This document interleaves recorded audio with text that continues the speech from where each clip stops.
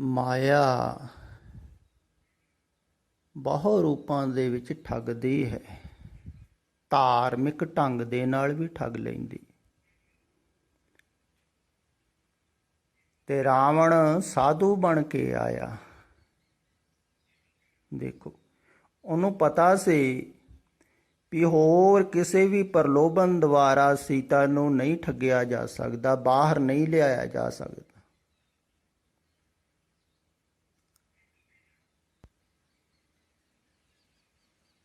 ਵੀ ਸੀਤਾ ਨੂੰ ਅਗਰ ਕੋਈ ਜੇਵਰਾਤ ਵਗੈਰਾ ਦਿੰਦਾ, ਹੀਰੇ ਮੋਤੀ ਦਿੰਦਾ, ਤਾਂ ਉਹ ਨਾ ਮੰਨਦੀ ਸ਼ਾਇਦ, ਕਿਉਂਕਿ ਉਹ ਸਮਰਾਟ ਦੇ ਤੇ ਘਰੋਂ ਆਈ ਸੀ, ਰਾਣੀ ਤੇ ਸੀ। ਉਹਨੇ ਬਥੇਰੇ ਗਹਿਣੇ ਗੁਣੇ ਦੇਖੇ ਸਨ,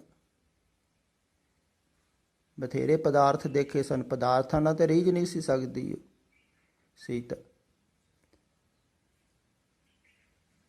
ਹੋਰ ਕਿਸੇ ਵੀ ਉਪਾਅ ਦੇ ਨਾਲ ਨਹੀਂ ਸੀ ਰੀਝ ਸਕਦੀ। ਉਹਨੂੰ ਨਹੀਂ ਸੀ ਬਾਹਰ ਲਿਆਇਆ ਜਾ ਸਕਦਾ। ਤੇ ਰਾਵਣ ਨੇ ਰੂਪ ਬਣਾ ਲਿਆ ਸਾਧੂ।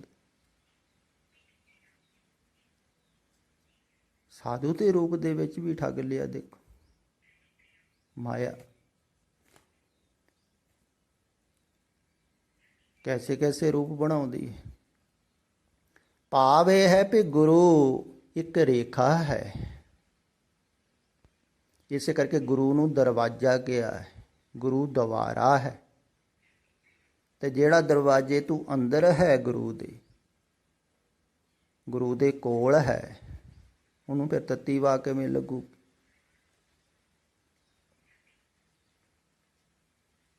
ਐਸਾ ਨਹੀਂ ਹੈ ਕੋਈ ਬਾਹਰ ਧਾਰਮਿਕ ਸਥਾਨ ਤੇ ਬੈਠ ਗਿਆ, ਗੁਰਦੁਆਰੇ ਕੋਈ ਬੈਠ ਗਿਆ, ਤੁਹਾਨੂੰ ਤੱਤੀ ਵਾ ਨਹੀਂ ਲੱਗੇਗੀ। ਇਹ ਬਾਹਰ ਦੇ ਸਥਾਨਾਂ ਦੀ ਗੱਲ ਨਹੀਂ ਹੋ ਰਹੀ ਹੈ, ਖਿਆਲ ਵਿੱਚ ਰੱਖੋ।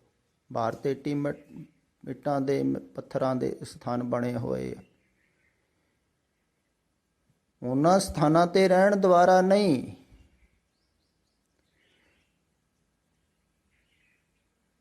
ਭਾਵ ਕਿ ਭਾਵੇਂ ਕੋਈ ਗੁਰੂ ਕੋਲ ਵੀ ਰਹਿ ਰਿਹਾ ਹੈ, ਫਿਰ ਵੀ ਜ਼ਰੂਰੀ ਨਹੀਂ ਹੈ ਵੀ ਗੁਰੂ ਦੇ ਦੀਵਾਰ ਤੋਂ ਅੰਦਰ ਰਹਿ ਰਿਹਾ ਹੋਵੇ। ਜਿਵੇਂ ਪ੍ਰਿਥੀ ਚਾਹੁੰਦੀ ਹੈ, ਉਹ ਗੁਰੂ ਦਾ ਹੀ ਭਰਾ ਸੀ, ਉਹ ਪਿਤਾ ਵੀ ਉਹਨਾਂ ਦੇ ਗੁਰੂ ਸਨ, ਤੇ ਗੁਰੂ ਦੁਆਰੇ ਹੀ ਉਹ ਬਹੁਤ ਸਮਾਂ ਰਿਹਾ ਹੋਵੇਗਾ। ਪਰ ਉਹਦੇ ਅੰਦਰ ਈਰਖਾ ਦੀ ਅਗਨ ਸੀ, ਸੜ ਰਿਹਾ ਸੀ, ਉਹ ਜਲ ਰਿਹਾ ਸੀ। ਤੋ ਤੱਤੀ ਵਾ ਤੇ ਉਹਦੇ ਅੰਦਰ ਚੱਲ ਹੀ ਰਹੀ ਸੀ ਹਵਾ, ਗਰਮੀ। ਈਰਖਾ ਹੀ ਕਰਦਾ ਰਿਹਾ ਸਾਰੀ ਜ਼ਿੰਦਗੀ।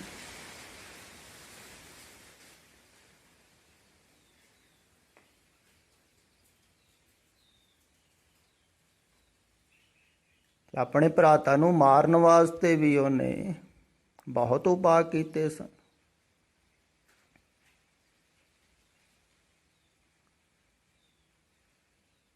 ਸੈਨਾ ਨੂੰ ਵੀ ਚੜਾ ਕੇ ਭੇਜਿਆ ਸੀ, ਤੇ ਗੁਰੂਦੁਆਰੇ ਹੀ ਰਿਹਾ ਸੀ ਉਹ। ਗੁਰੂ ਕੋਲ ਰਹਿ ਕੇ ਵੀ ਜ਼ਰੂਰੀ ਨਹੀਂ ਹੈ ਵੀ ਗੁਰੂ ਦੇ ਦਵਾਰ ਦੇ ਅੰਦਰ ਹੋਵੇ ਕੋਈ, ਖਿਆਲ ਵਿੱਚ ਰੱਖਿਓ। ਤੇ ਜਿਹੜਾ ਇਸ ਕਾਰ ਦੇ ਅੰਦਰ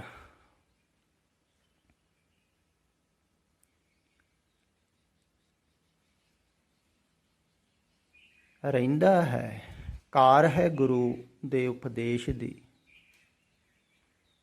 ਕਾਰ ਕਹਿ ਲਓ, ਦਰਵਾਜ਼ਾ ਕਹਿ ਲਓ, ਵੀ ਇੱਧਰ ਗੁਰੂ ਹੈ, ਦੂਸਰੇ ਪਾਸੇ ਸੰਸਾਰ ਹੈ।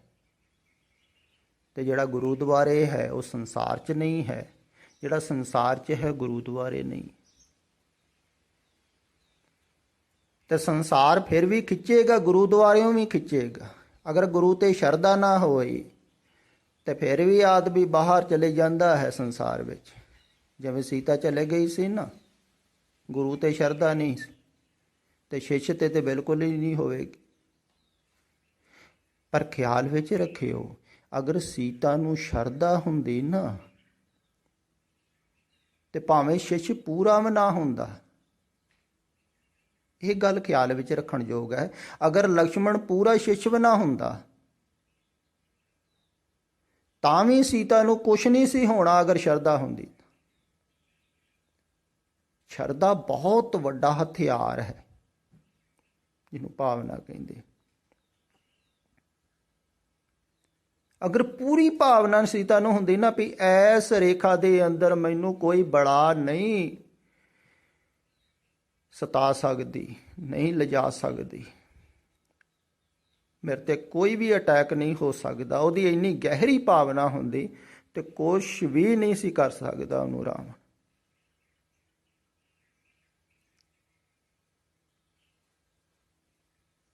ਫਿਰ ਤੋਂ ਗੱਲ ਖਿਆਲ ਵਿੱਚ ਰੱਖਿਓ ਵੀ ਅਗਰ ਸ਼ਿਸ਼ ਦੀ ਭਾਵਨਾ ਪੂਰੀ ਹੋਵੇ ਤਾਂ ਵੀ ਉਹਨੂੰ ਤੱਤੀ ਵਾਰ ਨਹੀਂ ਲੱਗਦੀ। ਤੇ ਸੀਤਾ ਨੂੰ ਸ਼ਰਧਾ ਹੁੰਦੀ, ਆਪਣੇ ਸਵਾਮੀ ਤੇ ਸ਼ਰਧਾ ਨਹੀਂ ਸੀ, ਗੁਰੂ ਤੇ ਕਹਿ ਲਓ।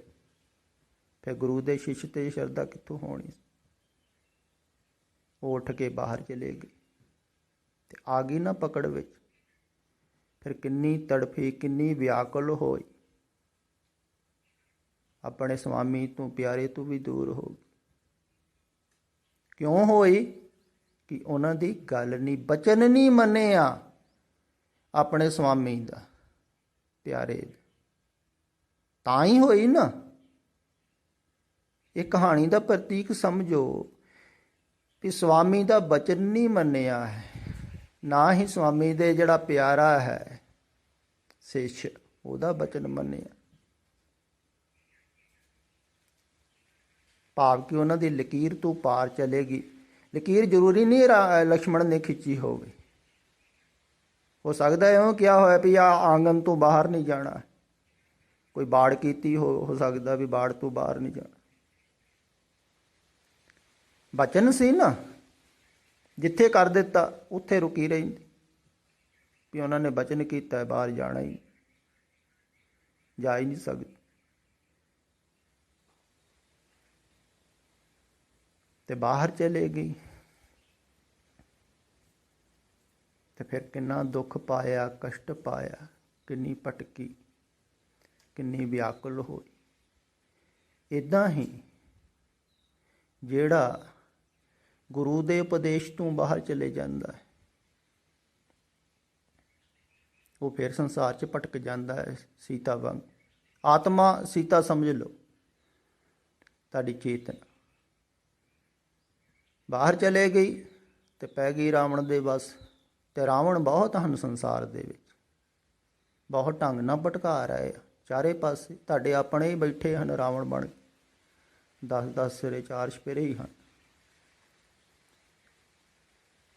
10 ਸਿਰੇ ਦਾ ਮਤਲਬ ਹੁੰਦਾ ਹੈ ਬਹੁਤ ਢੰਗ ਨਾਲ ਭਟਕਾਉਣ ਵਾਲਾ, 10 ਸਿਰਾਂ ਦਾ ਇੱਕੋ ਵਾਰੀ ਕੰਮ ਕਰਨ ਵਾਲਾ ਬੰਦਾ। ਤੇ ਬਹੁਤ ਬੰਦੇ ਹਨ 4 ਛਪੇਰੇ ਭਟਕਾਉਣ ਵਾਲੇ, ਉਹ ਖਿੱਚ ਲੈਂਦੇ ਹਨ ਕਿਸੇ ਨਾ ਕਿਸੇ ਢੰਗ ਦੇ ਨਾਲ। ਤੇ ਸਤਿਪੁਰਖਾਂ ਦਾ ਉਪਦੇਸ਼ ਭੁੱਲ ਗਿਆ ਤੇ ਉਹਨਾਂ ਦੇ ਪਿੱਛੇ ਚਲੇ ਗਏ ਤੇ ਫਿਰ ਹੋ ਗਏ ਨਾ ਦੂਰ। ਫਿਰ ਤੱਤੀਆਂ ਵਾਵਾਂ ਹੀ ਲੱਗਣਗੀਆਂ ਉੱਧਰ।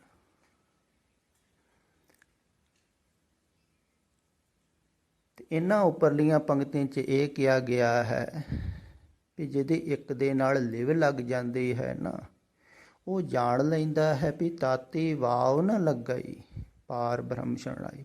ਪਰਮਾਤਮਾ ਦੀ ਸ਼ਰਨ ਵਿੱਚ ਤੱਤੀ ਵਾਹ ਨਹੀਂ ਲੱਗਦੀ, ਸੰਸਾਰ ਵਿੱਚ ਤੇ ਲੱਗੇਗੀ, ਉਹਦੀ ਸ਼ਰਨ 'ਚ ਨਹੀਂ। ਚੌਗਿਰਦ ਹਮਾਰੇ ਰਾਮ ਕਰ ਦੁੱਖ ਲੱਗੇ ਨਾ ਪਾਏ, ਵੀ ਚਾਰੇ ਪਾਸੇ ਹੀ ਪਰਮਾਤਮਾ ਦੀ ਕਾਰ ਹੈ, ਜਾਂ ਪਰਮਾਤਮਾ ਕਾਰ ਕਰ ਰਿਹਾ ਹੈ, ਸਭ ਕੁਝ ਪਰਮਾਤਮਾ ਦੁਆਰਾ ਹੋ ਰਿਹਾ। ਤੇ ਸਾਨੂੰ ਦੁੱਖ ਨਹੀਂ ਲੱਗ ਸਕਦਾ ਹੈ, ਗੁਰੂ ਦੀ ਕਾਰ ਹੈ 4 ਛਪੇ। ਜਿਹੜਾ ਗੁਰੂ ਦੁਆਰੇ ਬੈਠਾ ਹੈ ਉਹਨੂੰ ਦੁੱਖ ਕਿਉਂ? ਗੁਰੂ ਨੂੰ ਦੁੱਖ ਨਹੀਂ ਹੈ, ਗੁਰੂ ਦੁੱਖ ਤੋਂ ਬਾਹਰ ਹੋ ਗਏ, ਤਾਂ ਉਹਦੇ ਦੁਆਰੇ ਬੈਠ ਕੇ ਤੁਸੀਂ ਕਿਵੇਂ ਦੁਖੀ ਹੋ ਜਾਓਗੇ? ਹੋ ਨਹੀਂ ਸਕਦਾ। ਫਿਰ ਖਿਆਲ ਵਿੱਚ ਰੱਖਿਓ, ਇੱਥੇ ਸਰੀਰ ਦੀ ਗੱਲ ਨਹੀਂ ਕੀਤੀ ਜਾ ਰਹੀ।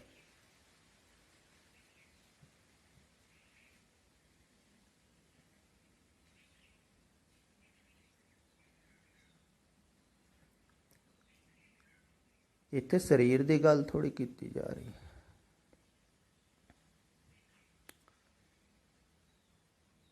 ਉਹਨੂੰ ਦੁੱਖ ਨਹੀਂ ਲੱਗਦਾ ਹੈ ਜਿਹੜਾ ਰਾਮ ਦੀ ਸ਼ਰਨ ਵਿੱਚ ਪਹੁੰਚ ਜਾਂਦਾ ਹੈ। ਉਹਨੂੰ ਦੁੱਖ ਨਹੀਂ ਹੁੰਦਾ ਹੈ ਜਿਹੜਾ ਗੁਰੂ ਦੁਆਰੇ ਗੁਰੂ ਦੀ ਕਾਰ ਦੇ ਅੰਦਰ ਹੈ। ਤੇ ਗੁਰੂ ਪਰਮਾਤਮਾ ਦੀ ਕਾਰ ਦੇ ਅੰਦਰ ਹੈ। ਇਸ ਕਰਕੇ ਗੁਰੂ ਸ਼ਿਸ਼ ਇੱਕੋ ਹੀ ਕਾਰ ਦੇ ਅੰਦਰ ਹੋ ਗਏ, ਤਾਂ ਉਹਦੀ ਹੀ ਕਾਰ ਚੱਲ ਰਹੀ ਹੈ। ਤੇ ਜਿਹੜਾ ਨਿਰਾਕਾਰ ਦੇ ਵਿੱਚ ਬੈਠ ਗਿਆ ਤਾਂ ਉਹਨੂੰ ਦੁੱਖ ਕਿਵੇਂ ਲੱਗੇਗਾ?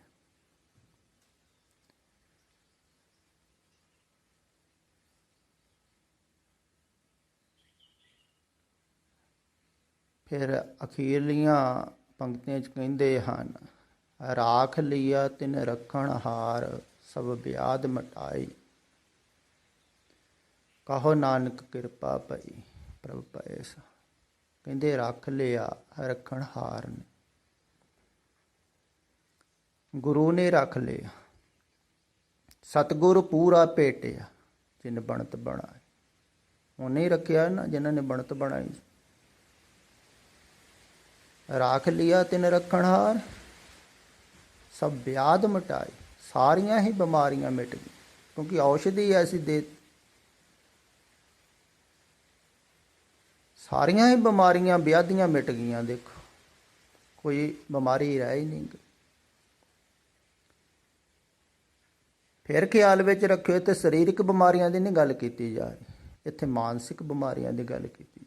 ਮਨ ਹੀ ਮਿਟ ਗਿਆ ਤਾਂ ਬਿਮਾਰੀ ਕਿੱਥੋਂ ਰਹਿ ਗਈ? ਜਿੰਨਾ ਚਿਰ ਮਨ ਹੈ ਉਹਨਾਂ ਚਿਰ ਬਿਮਾਰੀ ਰਹੇਗੀ। ਇੱਕ ਬਿਮਾਰੀ ਤੋਂ ਹਟੇਗਾ ਮਨ ਦੂਸਰੀ ਬਿਮਾਰੀ ਪੈਦਾ ਕਰ ਲੈਂਦਾ। ਦੇਖਿਆ ਇਹ ਤੁਸੀਂ, ਇੱਕ ਆਦਤ ਤੋਂ ਹਟਾਓ ਮਨ ਨੂੰ, ਦੂਸਰੀ ਆਦਤ ਪੈਦਾ ਕਰ ਲਓ। ਕਈ ਧਾਰਮਿਕ ਆਦਤ ਤੋਂ ਹਟ ਜਾਂਦੇ ਹਨ, ਧਾਰਮਿਕ ਆਦਤਾਂ ਪੈਦਾ ਹੋ ਜਾਂਦੀਆਂ ਹਨ। ਉਹ ਵੀ ਆਦਤਾਂ ਹੀ ਉਸੇ ਢੰਗ ਨਾਲ ਤੁਰੇ ਜਾਂਦੇ। ਆਦਤ ਬਣ ਗਈ ਪਾਠ ਪੂਜਾ ਕਰਨ ਦੀ। ਕਈ ਲੋਕਾਂ ਦੇ ਘਰਾਂ ਘਰਾਂ ਜਾ ਕੇ ਪਾਠ ਪੂਜਾ ਕਰਦੇ ਰਹਿੰਦੇ, ਪ੍ਰਚਾਰ ਕਰਦੇ ਰਹਿੰਦੇ ਹਨ। ਕਈਆਂ ਦੀ ਆਦਤ ਬਣੀ ਹੋਈ, ਉਹਨਾਂ ਨੂੰ ਟਿਕਾ ਨਹੀਂ। ਨਾਲੇ ਪ੍ਰਭਤਾ ਮਾਣ ਵਡਿਆਈ ਮਿਲਦੀ, ਧਾਰਮਿਕ ਹੋਣ ਦਾ ਹੰਕਾਰ। ਤੇ ਕਈ ਇੱਦਾਂ ਹੀ ਤੁਰੇ ਫਿਰਦੇ ਹਨ। ਬਾਹਰ ਆਦਤ ਬਣ ਗਈ ਤੇ ਧਾਰਮਿਕ ਆਦਤ ਦੁਬਾਰਾ ਵੀ ਤੁਸੀਂ ਠੱਗੇ ਗਏ ਨਾ, ਮਾਇਆ ਨੇ ਠੱਗ ਲਏ।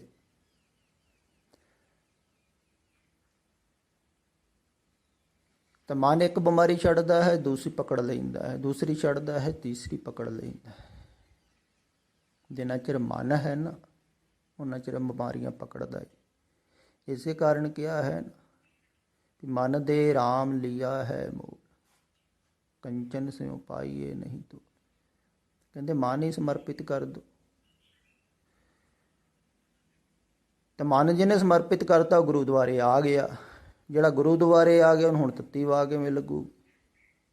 ਉਹ ਤੇ ਕਾਰ ਦੇ ਅੰਦਰ ਆ ਗਿਆ ਨਾ, ਦੀਵਾਰ ਦੇ ਅੰਦਰ ਆ ਗਿਆ,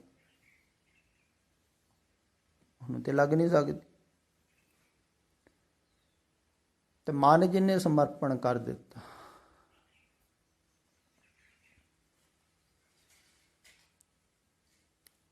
ਤੋ ਰੋਗ ਤੋਂ ਮੁਕਤ ਵੀ ਹੋ ਗਿਆ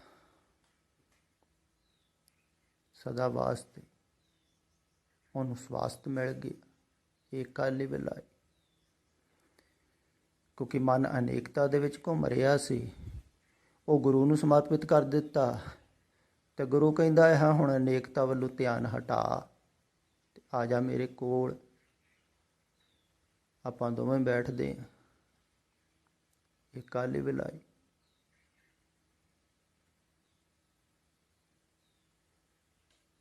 ਫਿਰ ਉਹਦੇ ਕੋਲ ਸਖਾਲਾ ਹੁੰਦਾ ਹੈ ਧਿਆਨ ਛੱਡਣਾ, ਕਿਉਂਕਿ ਉਹਨੇ ਛੱਡਿਆ ਹੋਇਆ ਹੈ।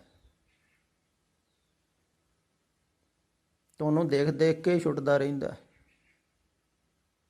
ਤੇ ਇਹ ਦੇਖੋ ਕਿੰਨਾ ਨਿਸ਼ਚਿੰਤ ਹੈ। ਕੋਈ ਚਿੰਤਾ ਨਹੀਂ, ਕੋਈ ਫਿਕਰ ਨਹੀਂ, ਕੋਈ ਉਲਝਣ ਨਹੀਂ, ਕੋਈ ਸਮੱਸਿਆ ਨਹੀਂ। ਤੇ ਹੌਲੀ ਹੌਲੀ ਕਹਿੰਦੇ ਨੇ ਸੰਗਤ ਜੈਸੀ ਤੈਸੀ ਰੰਗਤ ਚੜ੍ਹਦੀ। ਪਰ ਫਿਰ ਖਿਆਲ ਵਿੱਚ ਰੱਖਿਓ ਵੀ ਸੰਗਤ ਜ਼ਰੂਰੀ ਨਹੀਂ ਹੈ ਕਿ ਕੋਲ ਰਹਿਣ ਵਾਲੇ ਸਾਰੇ ਕਰਦੇ। ਭਾਵਨਾ ਹੋਵੇਗੀ ਤਾਂ ਹੀ ਹੋਵੇਗੀ ਨਾ ਸੰਗਤ। ਕੋਈ ਈਰਖਾ ਕਰਕੇ ਵੀ ਰਹਿ ਸਕਦਾ ਤੇ ਉਹ ਸੰਗਤ 'ਚ ਥੋੜ੍ਹੀ, ਉਹ ਤੇ ਬਾਹਰ।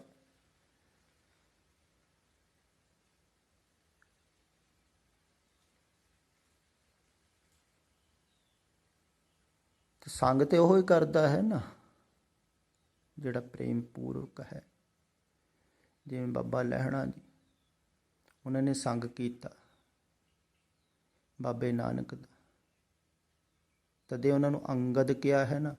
ਉਹਨਾਂ ਦਾ ਸੰਗ ਇੰਨਾ ਗਹਿਰਾ ਹੋ ਗਿਆ, ਕਹਿੰਦੇ ਵੀ ਜਿਵੇਂ ਆਪਣਾ ਅੰਗ ਹੈ ਨਾ ਹੱਥ, ਆਪਾਂ ਜੋ ਸੋਚਦੇ ਹਾਂ ਉਹ ਕਰ ਲੈਂਦੇ ਹਾਂ, ਇੱਦਾਂ ਬਾਬਾ ਲਹਿਣਾ ਜੀ ਹੋ ਗਏ, ਉਹਨਾਂ ਦਾ ਇੱਕ ਅੰਗ ਬਣ ਗਏ।